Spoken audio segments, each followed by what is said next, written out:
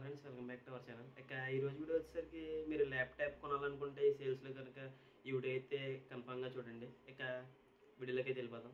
Laptop కొనే ముందు మీరు ఫస్ట్గా ఈ 4 పాయింట్స్ని అయితే గుర్తుపెట్టుకోవాలి. మీరు ప్రాసెసర్ అయితే చూస్తారు కదా, ప్రాసెసర్ i5, i7, i3 అలా ప్రాసెసర్లు ఉంటాయి కదా, ఆ ప్రాసెసర్ని చూసి అయితే తీసుకోకండి. వాటిలో కొన్ని జనరేషన్స్ కూడా ఉంటాయి. 11th generation, 12th generation, 13th generation అలా జనరేషన్స్ ఉంటాయి.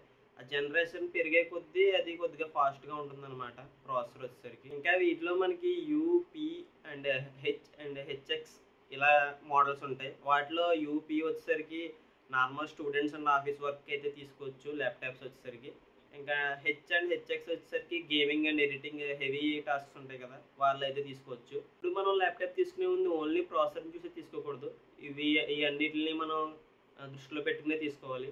మనకి ఏ వర్క్కి ల్యాప్టాప్ అనేది మనం దేనికోసం మనం ల్యాప్టాప్ కొంటున్నాం అనేది అయితే మనమైతే దృష్టిలో పెట్టుకుని ల్యాప్టాప్ని అయితే బై చేయాల్సి ఉంటుంది. సెకండ్ పాయింట్ వచ్చేసరికి ర్యామ్ మనకి DDR3 ఉంటుంది, DDR4 ఉంటుంది.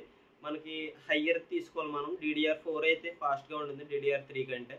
ఇంకా వీటిలో మనకి స్పీడ్ ఫ్రీక్వెన్సీస్ కూడా ఉంటాయి. మనకి 26 MHz frequency and 3500 MHz frequency అలా ఫ్రీక్వెన్సీస్ కూడా ఉంటాయి. మనం హయ్యర్ లెవెల్లో అయితే సెలెక్ట్ చేసుకోవాలి. మనకి స్టోరేజ్ విషయానికి ల్యాప్టాప్లో వచ్చేసరికి హార్డ్ డిస్క్ ఆర్ SSD అని అయితే చాలామంది అయితే డౌట్లో ఉంటారు. మనమైతే ఇప్పుడు SSD తీసుకోవాలి. SSD కూడా మనకి 2nd generation, 3rd generation, 4th generation అలా ఉంటాయి. మనమైతే హయ్యర్ జనరేషన్ SSD తీసుకోవాలి. ఇంకా ల్యాప్టాప్ కొనే ముందు మనం లాస్ట్లో కన్సిడర్ చేయాల్సింది వచ్చేసి మనకి జీపీయూ వచ్చేసరికి మనకి 45 watts GPU and 90 watts GPU అలా ఎగ్జాంపుల్గా అయితే ఉంటాయి. మనం హయ్యర్ లెవెల్ జీపీయూని అయితే తీసుకోవాలి. బట్ ఈ జీపీయూ వాల్యూ ఉన్న మనం జీపీయూని కనుక తీసుకున్నట్లయితే మనకి పర్ఫార్మెన్స్ అయితే బాగుంటుంది ల్యాప్టాప్. లాస్ట్లో వచ్చేసరికి మనకి కన్సిడర్ చేయాల్సింది బిల్డ్ క్వాలిటీ. అది మెటల్ బాడీతో వస్తుందా, ప్లాస్టిక్ బాడీతో వస్తుందా, అవన్నీ మనమైతే చెక్ చేసుకుని అయితే లాస్ట్లో తీసుకోవాలి. అన్నిటిని మనం కన్సిడర్ చేసి మీ పర్పస్ని బట్టి మీరైతే ల్యాప్టాప్ని అయితే సెలెక్ట్ చేసుకోవచ్చు.